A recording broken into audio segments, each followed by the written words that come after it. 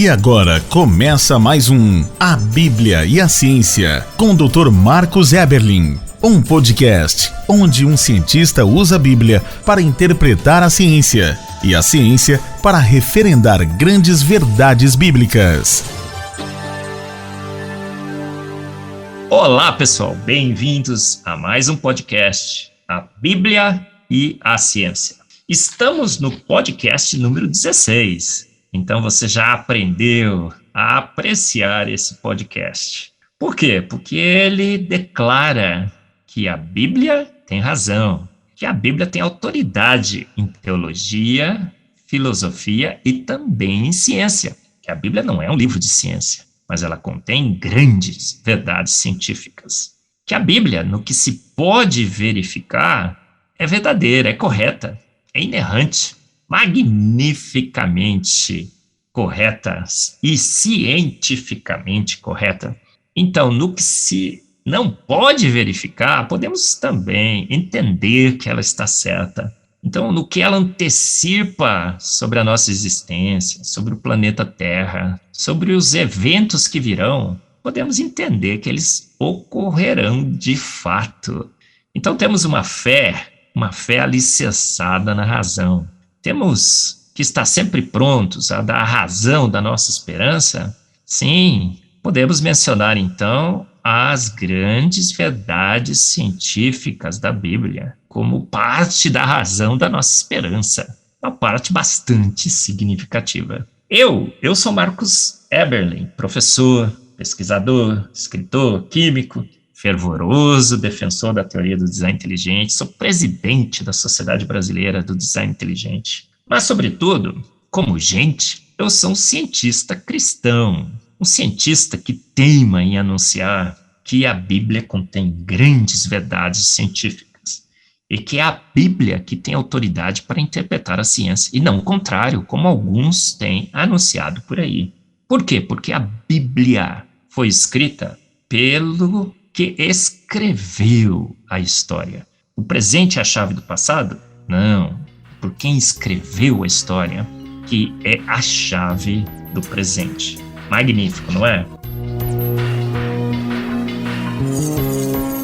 E nesse podcast número 16, o título é esse: A Bíblia, um ótimo telescópio. Será que a Bíblia tem antecipado verdades sobre os céus? Sim, nós já falamos no podcast anterior que a Bíblia antecipou que as estrelas do universo seriam incontáveis. Incontáveis. O homem nunca teve, não tem e nunca terá capacidade de contar as estrelas do universo. Incontável exército celestial. Falamos num podcast sobre esse tema magnífico. E uma grande verdade descoberta hoje.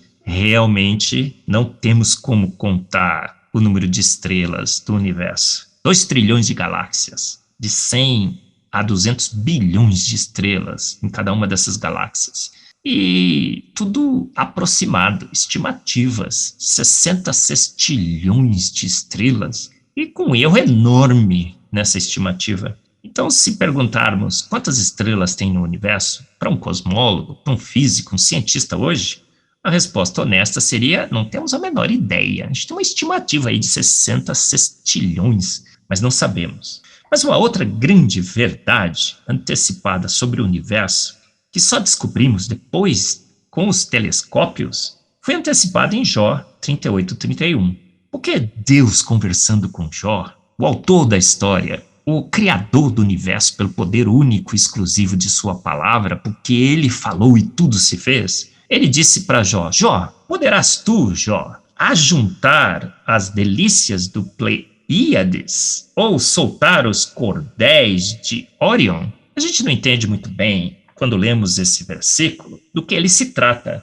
Mas os cosmólogos, os físicos e toda essa área da ciência, ao analisar esse versículo, percebeu: olha, ele está falando sobre a Pleiades. São as 7 cabrinhas, uma constelação de estrelas. E os cordéis de Órion são as estrelas do cinturão de Órion. as Três Marias, por exemplo. E ao analisarmos esse versículo, percebemos que Deus está falando assim para Jó: você pode ajuntar as estrelas do Pleiades, as 7 cabrinhas? Ele está fazendo um desafio para Jó. E nesse versículo se percebe que Deus está dizendo: elas estão se afastando e você não conseguiria ajuntá-las. Será que foi exatamente isso que descobrimos com os nossos telescópios?